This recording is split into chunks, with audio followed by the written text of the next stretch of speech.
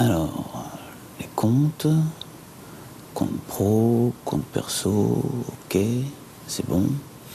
Ah, ok, c'est confirmé par la banque à distance, 10h45, bon. Maintenant, la plaquette des réclamations, voilà, je prends ça et ça, ok. Bon alors, je résume. Sa ligne directe, c'est bon. La séquence d'accroche et l'argumentaire en 2 points, ok, c'est bon. Alors, en fonction de ce qu'il me dira, soit c'est un retard de synchronisation et c'est bon, soit c'est un autre problème. Et là, j'ai une solution de rechange, voilà. J'ai l'accord, c'est bon. Et avec un peu de chance, je passe une alerte. Allez, c'est parti.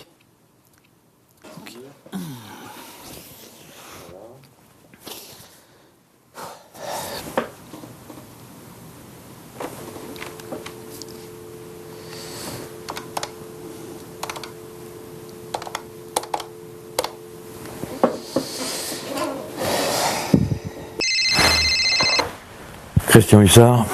Monsieur Hussard, bonjour. Manuel Albaran, votre conseiller. Oui. Alors, comme convenu lors de votre visite ce matin, je vous recontacte au sujet de vos virements. Vous avez un instant ? Vous deviez pas me rappeler avant midi. Alors, je viens de recevoir les derniers éléments qui vont me permettre de vous proposer une solution. Mais avant de vous la présenter, je dois d'abord effectuer une vérification pour valider notre hypothèse. Allez-y. Pourriez-vous me décrire en détail comment vous avez fait vos virements avant-hier ? Je fais mes virements un par un en commençant par ma femme et en finissant par moi. Ce qui me permet de valider sur nos comptes personnels que tous les virements sont passés. Alors, en effet, les informaticiens de notre banque à distance m'informent que vous avez fait les virements mardi matin à 10h45. C'est bien ça ? Oui. En effet, je constate qu'ils n'ont pas été débités sur votre compte professionnel, ni crédités sur vos comptes personnels. Alors, la question que je souhaitais vous poser, monsieur Hussard, c'est au sujet des comptes de vos employés. Avez-vous interrogé les salariés dont les comptes ne sont pas détenus par notre banque ? Ont-ils reçu votre virement ? Reçu ou en cours de réception, visible sur Internet. J'en sais rien et je me vois mal leur demander, je suis censé le savoir. Il y a un avantage à leur poser la question. Et peut-être aussi une solution pour vos virements. Bon, allez-y.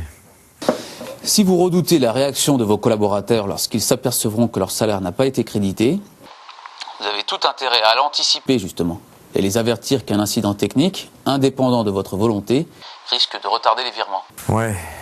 Ça, c'est le premier point. Le second, c'est que nous devons savoir si les virements sont passés dans les autres banques. Toutes les nuits, les opérations bancaires sont mises à jour sur nos serveurs, les crédits comme les débits.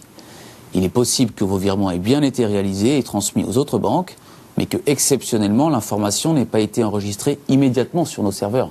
Dans ce cas, elle le sera forcément, je vous rassure, mais plus tard, le lendemain ou le surlendemain. Ce qui pourrait expliquer que les opérations ne soient pas enregistrées sur les comptes que nous détenons, vos comptes professionnels et personnels, alors qu'elles le seraient sur les comptes détenus par nos confrères. Ok, mais si rien n'a été crédité. Alors nous serons certains que les virements n'ont pas été faits. Vu l'importance de la situation, je vous proposerai d'envoyer par fax les coordonnées bancaires des bénéficiaires et les montants accrédités, et nous ferons le virement le jour même. Ok, mais mes salariés risquent de subir des frais si leurs salaires sont virés en retard. Qu'est-ce que vous pouvez faire ? Compte tenu de la situation, et exceptionnellement, j'ai obtenu l'autorisation de ma hiérarchie de prendre à notre charge d'éventuels frais bancaires sur les comptes de vos salariés. Cela comprend les intérêts débiteurs et les frais de rejet sur les prélèvements. Je vous confirmerai ce point par mail dès la fin de notre entretien. Ok, mais ça résout pas le problème. Qu'est-ce qu'on fait si ça recommence ? En fonction de ce que nous constaterons les prochains jours, nous aurons suffisamment d'informations pour comprendre l'origine de l'incident et y remédier définitivement.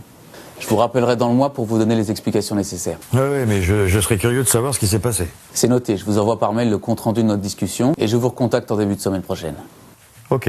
Un dernier point, monsieur Hussard, si vous avez encore un instant. Ouais ? J'aimerais vous présenter une solution qui vous permettrait à l'avenir de mieux anticiper la gestion de ces incidents. Et qu'est-ce que vous me proposez ? C'est l'option alerte dont vous pouvez bénéficier dans le cadre de la convention Sérénité. Qu'est-ce que c'est ? C'est un ensemble de services dont le service alerte. Je souhaitais prendre rendez-vous pour vous présenter cette offre, justement. Et ça coûte combien ? Je vous présenterai tous les détails de l'offre lors de notre rendez-vous. Mais pour la plupart de nos clients, c'est un investissement rentable dès le premier semestre. Oui, c'est encore à voir. Alors justement, je vous propose un rendez-vous qui vous permettra de l'évaluer sur des bases concrètes.